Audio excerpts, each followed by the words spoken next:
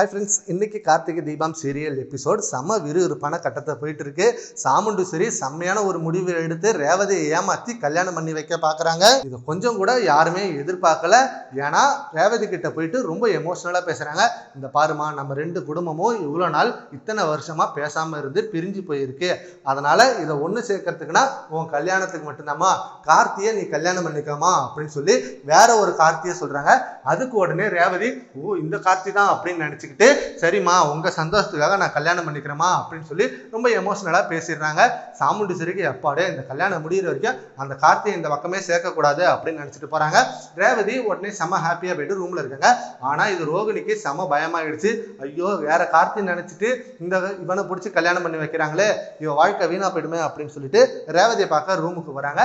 அப்போ ரேவதி கிட்ட சொல்லிட்டு இருக்காங்க, ரேவதி இந்த கல்யாணத்துக்கு உனக்கு ஓகேவா அப்படின்றாங்க. ஆமா அக்கா, எனக்கு ரொம்ப ஓகே தான். ஏன்னா அம்மா இத்தனை வருஷம் பகையை மறந்துட்டு இந்த கல்யாணத்தை பண்ணி வைக்க நினைக்கிறாங்க. அவங்க ரொம்ப சந்தோஷமா இருக்காங்கல்ல, அவங்க சந்தோஷத்துக்காகவாது நான் இதை பண்ணல அப்படின்றாங்க. உடனே இவங்களுக்கு செம ஷாக் ஆகுது. ஐயோ இது அந்த கார்த்தி இல்லையே, இது வேற ஒருத்தன் கார்த்தின்னு சொல்லி ஏமாத்தி கல்யாணம் பண்ணி வைக்க பாக்குறாங்களே, இவள்கிட்ட நான் எப்படி சொல்லி புரிய வைக்கிறது, உண்மையும் செல்லக்கூடாதுன்னு சொல்லிட்டாங்க. இப்ப என்ன பண்ணலாம் அப்படின்னு சொல்லி யோசிச்சுட்டே இருக்கும்போது ரேவதி பாக்குறாங்க.